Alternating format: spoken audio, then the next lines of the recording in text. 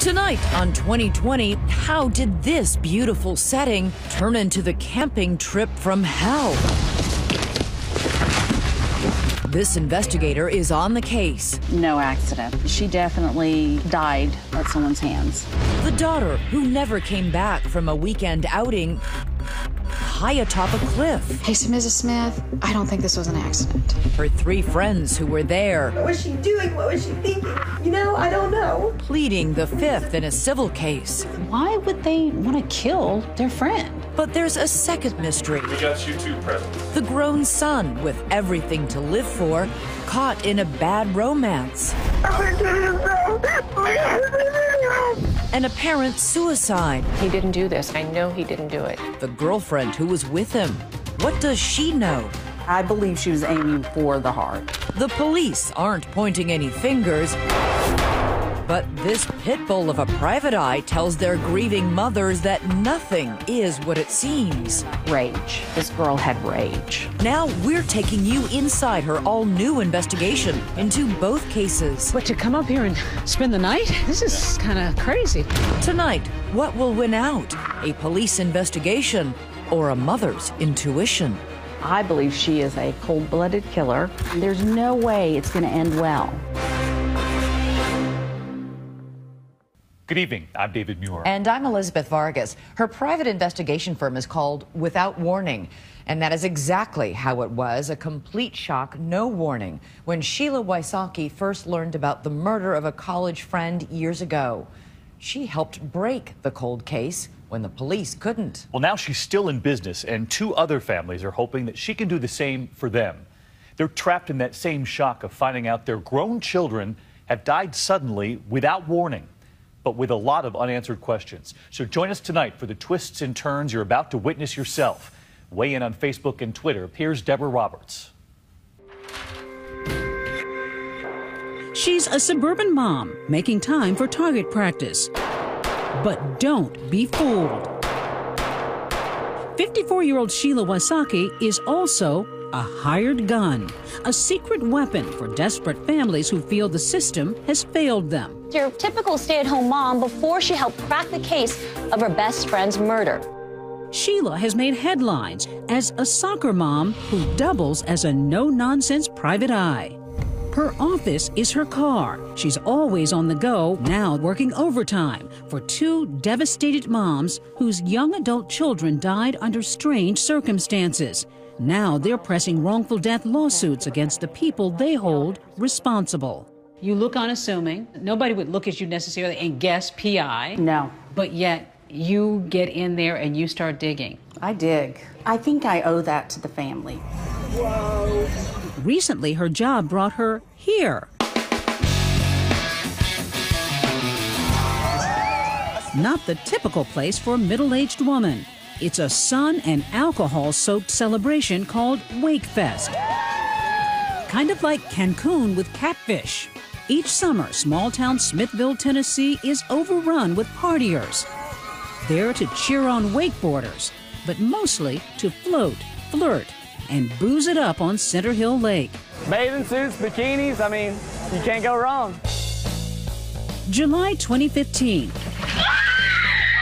Lauren Agee joins the fun with her longtime childhood friend Hannah Palmer. Here they are road tripping from their hometown outside Nashville. Lauren posting, "Can't wait for Wakefest this weekend." And Lauren's not just joining the party, she's the life of the party. Spirited, silly, and striking. An avid dancer, she's even performed in music videos. With devoted mom Sherry, her biggest fan. We were inseparable. You called her a mini-me, and she called you Mama Bear? Mama Bear. Let me hear that boy. Let me hear that boy. In her second year at a local college, she's studying criminal science. She wanted to solve mysteries. Kind of ironic because you're trying to solve the mystery of what happened to her. Exactly. What happened to Lauren begins that weekend at Wakefest. Friday, she and Hannah slip right into party mode, all smiles on the lake. With them, Hannah's boyfriend, Aaron Lilly, and his friend, Chris Stout, whom Lawrence just met. Both men clearly adrenaline junkies based on their social media accounts. On land, on the water, in the sky. At night, they're at the only bar in town at the marina. That's Lauren waving at the camera. Saturday evening, off-duty cop and Wakefest security officer Chris Yarchuk bumps into Lauren at the bar. What'd you make of her? She was energetic, lively. He sees her leave around 2 a.m. after a night of drinking, finding her way in the dark with Hannah, Chris, and Aaron. So they left. They left. The four of them walked down the dock. That was the last time I saw them, yeah. They're heading to their camping spot, an outcropping across from the marina, down the lake from the houseboats that make up Wakefest. There's a 35-foot drop to the lake on one side, a breath-catching 90-foot drop on the other. Hannah and boyfriend Aaron will crash in a tent. Lauren and Chris will bunk together in a hammock on the edge of the cliff. Incredible that anyone would sleep so dangerously close to a precipice. Samantha Arnold, friends with Lauren and Hannah, was on that cliff with the group the night before Lauren's death and says it was scary but thrilling too. Oh, I was scared, so scared. It was just very steep, and I'm climbing, and then I'm going higher, and I'm like, my legs are slipping, kind of like the rocks are taking me. I think these kids enjoy the danger of it all, and they're all outdoorsy kind of guys and adventurous. Chris and Aaron would later tell police the Wakefest weekend was going well. All camped out, everything was awesome. We all drank, had a good old time. Eventually we ended up making our way all back to the campsite. The only way to get to the site is by boat, which can be eerie at night. These are the voices of Lauren and her friends captured on a video she took. We're in a canoe. It's a cliff on both sides. Oh my gosh, this is crazy. We're going into a death trap. Death trap. Tragically an apt description. The next afternoon, Sunday, locals Lynn Blair and his son Dylan are fishing in the lake. It's around 4 o'clock, and they're coasting toward a cove near the cliff. So you were going right through this little area right through here? Yes. I looked over and saw something in the water. Went ahead and stopped and was fixing to drop the anchor. What'd you think you were seeing? Well, I didn't know. It bothered me. Something bright floating in the water. Hot pink shorts. Then the stunning realization. It's a body. She's lying face down. It was terrifying. What's going through your mind? We knew it was a young lady. I'm thinking, she has a mom and a daddy. All those people's lives are going to be different from now on. Somebody's life is about to be ruined. Absolutely. That awful moment about to happen for Lauren's mom, Sherry, and her husband, Michael, who get a visit from police. He says, I'm sorry to tell you this, but your daughter didn't make it. Oh, my gosh. I said to him, where are the people that she was with? They are being questioned by police. These are recordings taken that week of Hannah, Chris, and Aaron. We need to know every step that happened. Everybody's pretty drunk. Chris tells police Lauren had been talking about leaving the campsite to go see someone. He says when they went to sleep, she was in the hammock with him. But when they woke up, Lauren was gone. I woke up and I woke him up and I said, where's Lauren? And he said, she got up a while ago. He was like, but I didn't feel her or anything. And I said, okay, have you seen her since? And he said, no. And I asked how long. He said he wasn't sure. Hannah's saying she was worried, especially since Lauren's flip-flops, purse, and cell phone are still at the campsite. She didn't have her shoes. She didn't have her keys, wallet, phone. And she, would not leave without that stuff, you know? Yeah. Did any of these kids call somebody when they thought she was missing? No. They went to Wakefest, even though their friend is missing? Right. So now you're beginning to smell something funny? Right. I honestly wasn't really worried about it because I didn't think anything had happened. I didn't think anything would happen. We were like, well, maybe somebody came and got her. And then we went down to the boat dock and we waited and waited and waited. And almost seems like I'm a suspect right now, but I know you guys are just doing your job. New tonight, family and friends want to know how a 21-year-old Hendersonville woman died in Center Hill Lake. She camped this weekend on the edge of a cliff. Her body found Sunday in the water below. As for the official investigation, the early read is that Lauren, whose blood alcohol level is more than twice the legal limit, accidentally slipped and fell. The DeKalb County Sheriff says her death does not appear to be foul play. The autopsy results could take a few weeks. Not so fast. Sherry gets a phone call from a concerned officer that will put Mama Bear on the hunt. Hey, so Mrs. Smith, I don't think this was an accident. And the claws really come out when she sees this Instagram posted by Lauren's hammock mate, Chris Stout, the day after her daughter died. Wakefest 2015 went pretty good this year. Met some new friends that made it awesome. In the photo, Hannah and Aaron smiling on a boat. But worse, Sherry says that edited post originally said, "Best weekend ever." He wrote best weekend ever. And you're gonna put on your Instagram best weekend ever? We were appalled. Appalled and now driven to get Sheila Wysocki on the case. Sheila is a pit bull disguised as a soccer mom. She has no fear. And that soccer mom has other balls in play, including a strikingly similar case for another mom who also suspects foul play in the death of her son. So suicide is not crossing your mind at all? Never crossed my mind. Never. It's not a suicide. It is, in my opinion, a homicide. Homicide? Absolutely. Stay with us.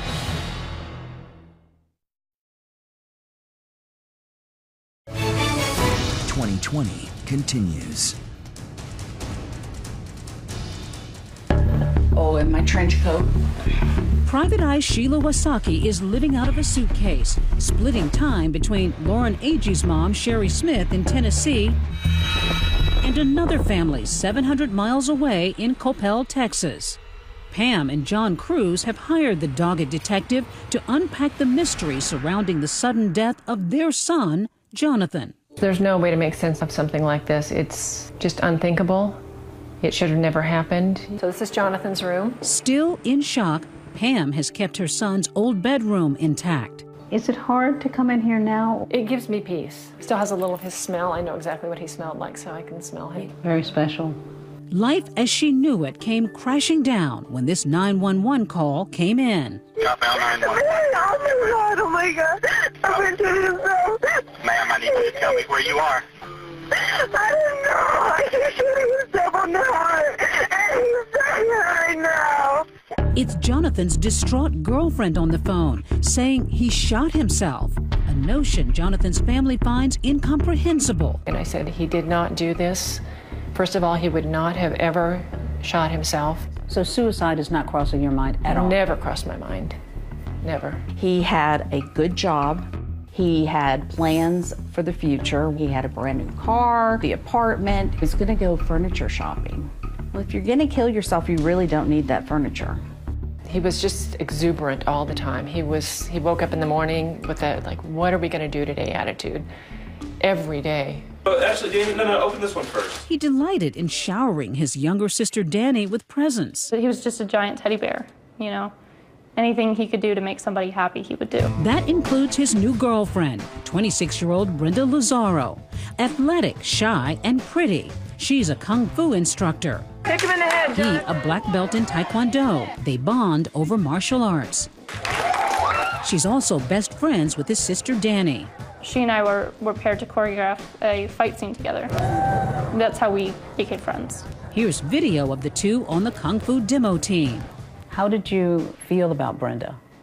I liked her. Very reserved. She doesn't say much at all. Was he falling for her? Was she falling for him? It seemed like they were very into each other. He was a very touchy-feely, affectionate person. He always had a hand on her shoulder. The romance moves quickly. After 3 months together, Jonathan and Brenda are already talking marriage, even children, taking happy selfies together. Then everything changes on Super Bowl Sunday 2014. The Seahawks are world champs. At 11:30 p.m. and that 911 call. Did he use a gun or what happened? Yes, he used a gun. Did he mean to do it? Did he do it on purpose? No. Yeah, he did on purpose. That's Brenda on the line saying her boyfriend just shot himself in bed. Hold on, listen to me. Listen to me. We got to be able to find you, so I need you to find some way to tell me what the address is. Frantic, it takes her minutes to finally give the exact location of Jonathan's new apartment. Strange, since she helped pick it out. And she kept saying, I don't know, no. All these hesitant, stalling tactics. It was like pulling teeth to get her to say anything. We're just having a discussion, and we're just talking, and then he just said that he loved me, and I didn't believe him. And he said he was gonna prove that he was. Okay. Out of the blue, a gunshot. I didn't know that he had a gun. That 911 call strikes Sheila as odd. Generally, you would think she would be wanting to help him, talking about his needs, and she's talking about loving her. She's kind of explaining things a little too early. Her boyfriend had apparently ended his life with a single shot to the chest. It was just unreal. And I remember there's a picture of him sitting there in his little Boy Scout uniform, just holding it like so big if I could hug it. Did you ever know that you're my hero? I think I'm the luckiest guy in the world to be able to say that that guy right there is my brother. Days later, the short but full life of 27-year-old Jonathan Cruz. He knew that he was kind, he was loving, he was big and bold. Is celebrated by his heartbroken family. He touched lives in ways that we had no idea. In a series of photographs, the ball boy, the Boy Scout, the boyfriend.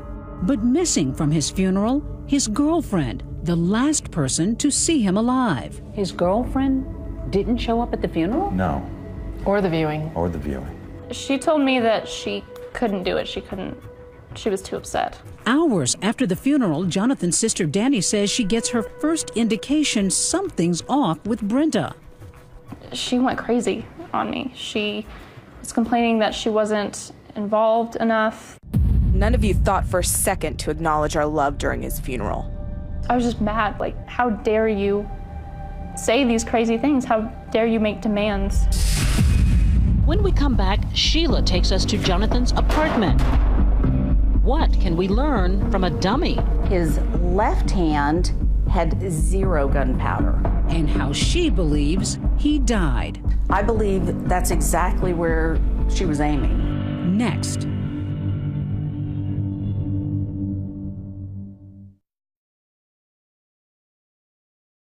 Pam Cruz wants justice for her son, Jonathan. Police have made no arrests. They haven't closed the case, but it's inactive.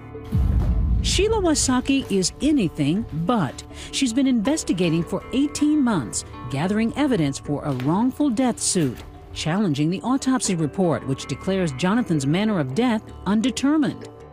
So this is Jonathan's exact apartment. Sheila takes me back to Jonathan's apartment. And the bedroom is back here. To point out what she says are red flags in the case. So this is where he was found. This is where Jonathan was found. And he was positioned at the edge of the bed. In the bed, we place a dummy and prop gun so she can demonstrate her theory. He was right-handed. There was gunpowder on the top of his hand, so there was none on his palm. His left hand had 0 gunpowder. What initially concerned you about this? Because when you think about it, a guy who knows guns well is lying in bed and he shoots himself in the torso? But notice what you just did. You did the easiest hand to shoot in the torso. The left hand? No gunpowder residue. So he would have had to go around. And he couldn't. Gunshot residue can't always point to the shooter, but Sheila points to something else. If you're going to kill yourself, generally you shoot in the mouth. You shoot upward. You don't lay down getting ready for bed and shoot yourself. But if Jonathan didn't shoot himself, then who did? Sheila says critical information came from this couple, Emily and Jacob Ramsey, Jonathan's dearest friends. They'd gone out to dinner with Jonathan and Brenda. I walked in and gave him a big hug. Jacob gave him a hug, and then we sat down at the table and just proceeded to try and get to know Brenda at that time. What did you think, Jacob, when you met her? Most of the girlfriends he's had in the past were very vivacious, very alive. Brenda was completely opposite. She was just kind of shut off. The double date is a dud. Brenda making a dismal impression and apparently becoming jealous of the hello hug between Jonathan and Emily. He hugged Emily, which put Brenda over the edge. She wanted to isolate Jonathan. She later ups the ante with her new love, forcing him to unfriend women from his Facebook page. Were you worried about him and Brenda? In my head, I just thought, here's another crazy girl that he's dating. But it seems that after 2 months, Brenda's still fuming over that platonic hug. Jonathan's concerned he must now choose between Emily and Brenda. You know, the things that she was trying to make him do, and they were deal breakers for him. Texting his sister. Choices are A, fight it and try to make it better. B, choose Brenda. C. Refuse to give up either and see if Brenda ends it. D. End it with Brenda now. Later that same day, he told me D was his final choice. So there was no doubt in your mind that he aimed to break up with Brenda. Mm-hmm. Jonathan knew the relationship with Brenda was becoming toxic and he needed to get out. Hey, good morning on this Super Bowl Sunday. The next day, that fateful Super Bowl Sunday, he meets up with Emily and Jacob at this Mexican restaurant, telling them that Brenda's threatened by his friendship with Emily. When unexpectedly, the martial arts master makes a menacing phone call. She just started yelling at me and telling me that I was a disrespectful little girl. So she's verbally attacking you. You hug my man, that's so rude, you stay off my man. And I said, well, he's my really good friend and we've never dated each other, we've never kissed, it's never been anything like that. Rage. This girl had rage. Irrational, unstable rage. During their goodbyes, Jonathan tells his friends he's breaking up with Brenda that night. Later, after the Super Bowls ended, Emily gets a peculiar text from Jonathan's number. I want to die. Period. Had you ever gotten anything like that from him before? No. I was just kind of like, what is going on? Like, that's so weird. Despite her multiple phone calls, radio silence from Jonathan. Until the next morning. My phone rang, and it was Jonathan's brother. He just said it like, John's dead. I immediately broke down. You know, it was something that I'd never experienced before.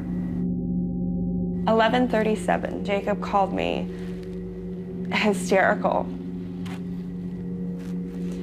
Just sobbing, saying, he's dead. Like, he was shot, he's dead. She then remembers that weird text message. It was all coming in, like, something is wrong. She texted me. That was not him. He would have never texted me that. You're thinking Brenda texted you? Yes.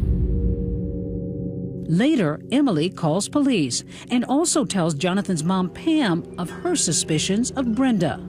My mother's heart was like, okay, this makes sense now. I knew right then. I knew. And what did you know? That she had done it. Why would she do it?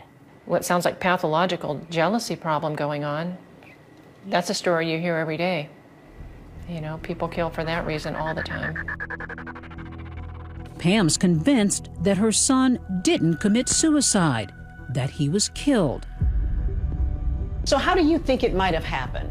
I believe she walked up and shot him, and then he rolled over. Jonathan was shot on the left side of the chest. The bullet passed through his body and lodged into the mattress. For Sheila, that bullet trajectory is key. For him to have done it himself, he would have had to shoot himself downward? Yes. But if, as Sheila believes, Brenda fired the gun standing over him... It's an exact shot.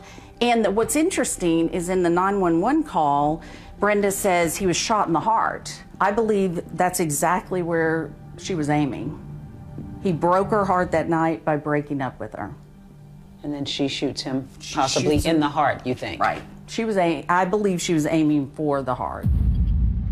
And speaking of that 911 call, Sheila says there's a lot of information to be gleaned from it. Take a second listen. Did he mean to do it? Did he do it on purpose? No. Yeah, he did it on purpose. I think she answered it honestly, saying, no, he didn't do it on purpose, and then caught herself. A Freudian slip. It's definitely something to stop and think about in an investigation. How frustrating was it for you that police just didn't seem to turn anything up? There have been other police officers who have looked at this and are scratching their heads as to why there has not been an arrest. And so we scratch our heads right along with them. Next, the mommy PI makes waves in the Lauren Agee case, reeling in Lauren's Wakefest companion. You understand that we're recording. Plus, an intriguing test. Watch what happens next. 2020 continues.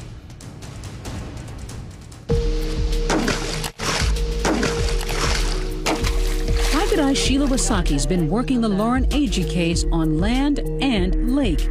Back in Smithville, Tennessee, where Lauren's body was discovered after camping on a cliff with her friend Hannah Palmer, Hannah's boyfriend Aaron Lilly, and his friend Chris Stout. To Sherry Smith's dismay, DeKalb County Police have closed the case on her daughter, finding no evidence of foul play. The medical examiner calling Lauren's death an accident, determining she fell from a cliff, landed on rocks, and rolled into the lake.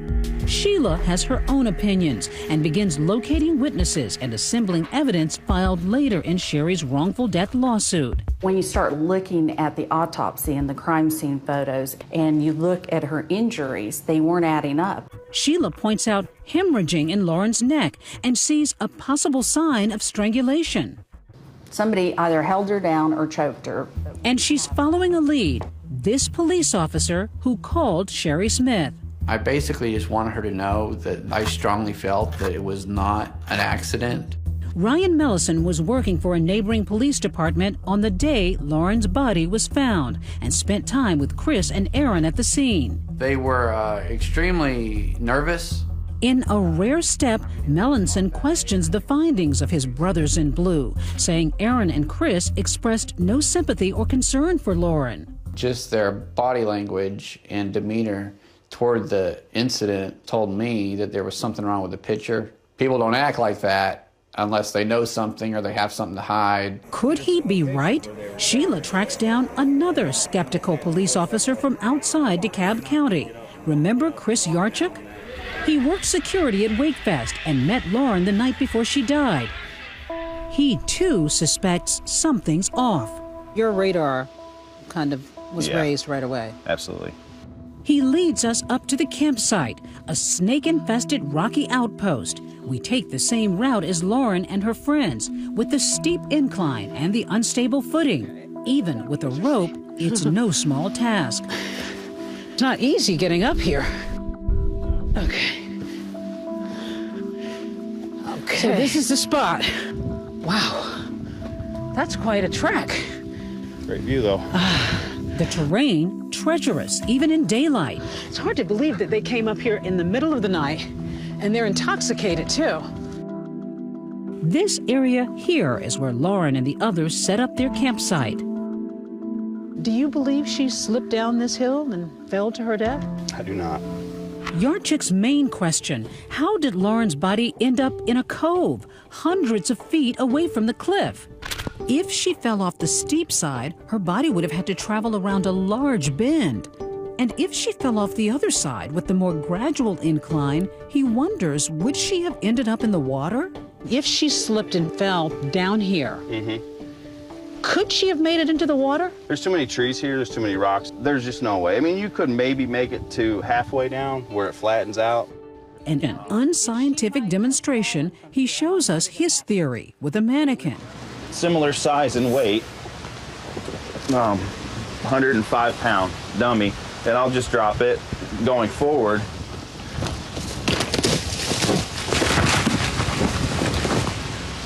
It was caught in the branches, didn't even make it down to the bottom. Correct, it's not even halfway down. Yarchuk alleges police skipped fundamental steps in their investigation, including properly securing the scene and collecting a rape kit. At the lake, Sheila tests the water currents. It's not moving. If she had fallen here, maybe she might have made it to this cove? I don't think so. I think she'd stay here based on the currents. And interviews those boaters who found Lauren's body. And her legs and arms were pointed down. Yes. But she really wants to talk to Hannah, Chris, and Aaron. Sheila takes a trip from Smithville to the Sunshine State. I flew to Florida. To talk to Hannah. To talk to Hannah. Hannah and Aaron moved to South Florida soon after Lauren's death. Here they are on social media enjoying the sun and surf. When Sheila arrives for a chat, Hannah is willing. You understand that we're recording, and you're okay with that? Yes, that's fine. All right. She repeats her story that Lauren was simply missing when she woke up. From the time I went to sleep to the time I went awake, there's nothing. It's just a void of what was she doing? What was she thinking? Was she peeing? Was she with somebody else? I don't know. As for Chris, who Hannah and Lauren met that weekend, He was asleep. I didn't know him well, but people ask me, do you think he could have done it? No. I don't think he would have been physically capable without me hearing. Hannah explains why she didn't call Lauren's parents and authorities that morning when Lauren was gone. Everybody's like, don't worry, Lauren's the kind that's make friends with anyone. And, right. Okay, I try to keep calm. I searched as much as I could without having to go to every single boat. I figured she would find us. Mid-conversation, Sheila says there's a telling moment, and she's immediately suspicious. Hannah's phone starts ringing. It's Aaron on the phone. What we were able to hear was stick to the story. Aaron said stick to the story. Yep. Next, is that the clue she needs in the Lauren Agee case? And a crucial find in the Jonathan Cruz case. The mommy PI tracks down Brenda's ex, and he's ready to kiss and tell. She almost ruined my life. Don't go away.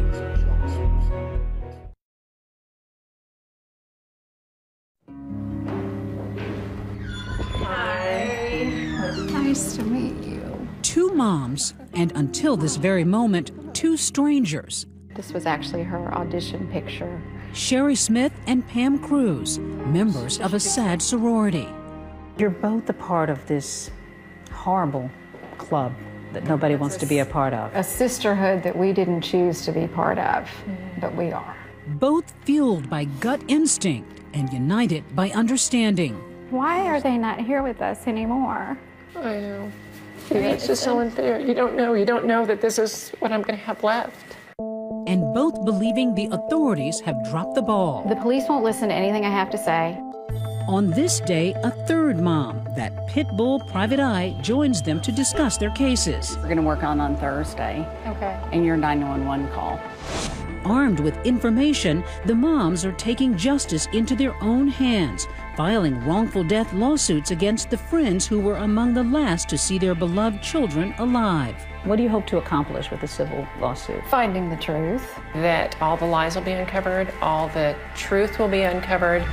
Uncovered, they say, because in a civil suit, defendants are required to testify under oath, meaning that perhaps for the first time, Brenda Lazaro may be directly asked the question, did you shoot your boyfriend, Jonathan Cruz? During her deposition, we asked that question, did you shoot Jonathan Cruz? And she took the Fifth Amendment. Pleading the Fifth, the right not to answer because she may incriminate herself. If you have nothing to hide, why not just tell what happened? Just tell. Brenda won't talk, but in their deposition, some of the people closest to her do. Friends, family members, kung fu teammates. Some saying they don't think Brenda would kill. She's too sweet. I don't think she's capable of murder. She's a very bright and bubbly person. Others recounting conflicting stories of what Brenda told them. He put a gun to his heart. Well, she said he shot himself in the head. They were not even having an argument. She went to the bathroom, and when she came out, he was already shot. Who among those depositions stood out for you? What made me think we had a case was Matthew Kirk. Matthew Reza Kirk. He gave us a good profile of what Brenda was like to date. Matthew Kirk, Brenda's ex-boyfriend. She almost ruined my life. They met in college and were together for 5 years. She was jealous of any woman I talked to. She'd always say things such as, you like her? She just got crazy whenever I went around any girl. How did she go crazy? She cut herself. He says Brenda harmed herself regularly, more than 100 times. His talking about her history and how she isolated him. She did similar things with Jonathan, even though, remember, they only dated a few months. Matthew says Brenda was possessive, yet never violent. Well, except for maybe once. She threatened to kill my mom one time. What'd she Well, say? no, she just held some scissors in her hand and said, I'm gonna go see your mom. That was one time. And that's the time that I called the police on her.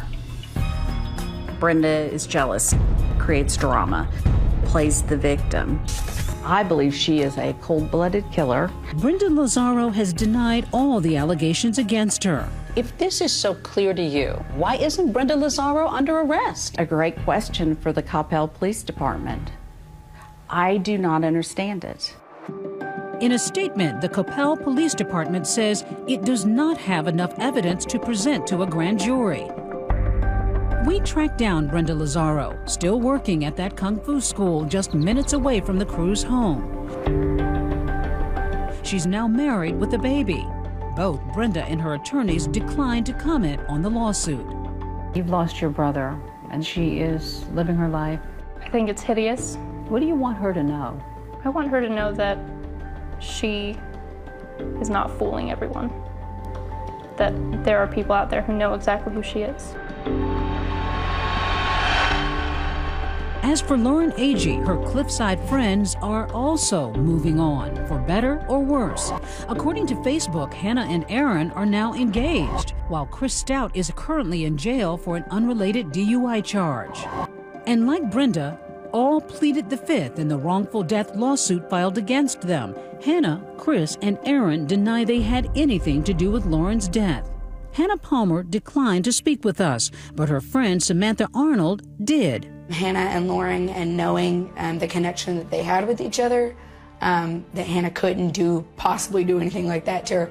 The entire lawsuit is, if I have to say it, bogus. To a lot of people, you look like heartbroken parents who want to blame kids for the death of your daughter. So be it. Yes, we are grieving parents. We're grieving every day, but we just want the truth. Next, Sherry Smith finally gets her day in court. I have hope, and let's see how this goes. A judge's ruling. And of Lauren Taylor Agee, deceased versus. Stay with us.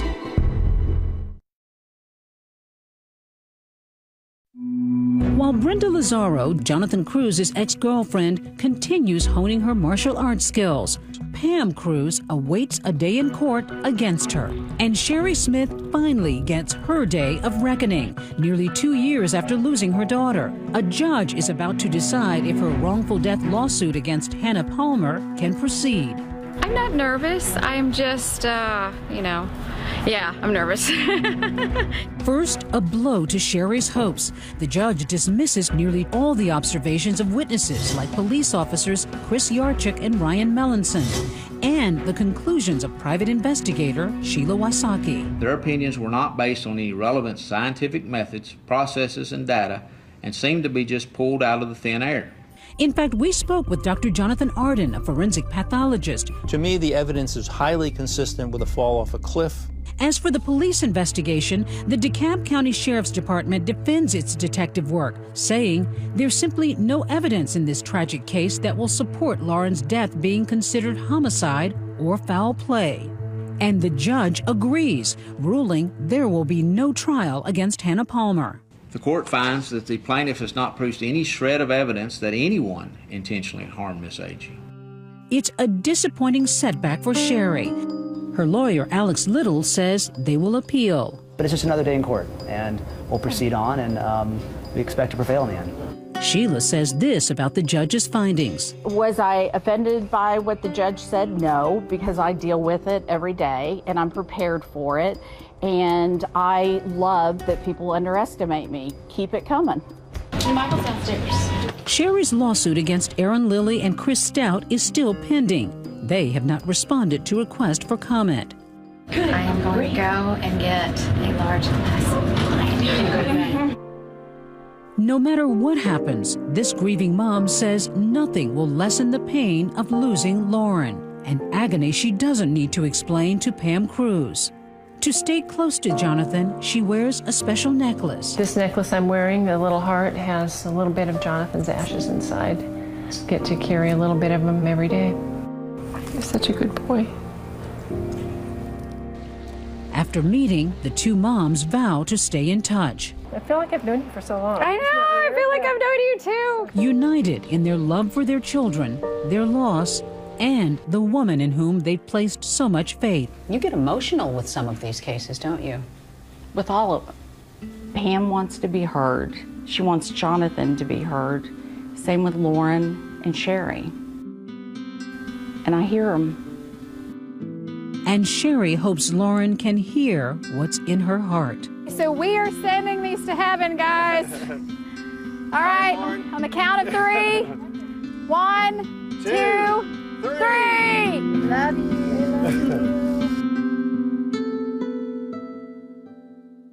In a statement to 2020, Hannah Palmer wrote, in part, "The court's decision allows me once again to look to my future. I would like to express my deepest sympathies to Lauren's family and hope that they ultimately find the peace and closure they deserve." The Cruz family's civil case against Brenda Lazaro in the death of their son Jonathan is now scheduled for this September, and we'll stay on it. In the meantime, that is our program for tonight. I'm David Muir. And I'm Elizabeth Vargas. Thanks so much for watching. For all of us here at 2020 and ABC News, good night.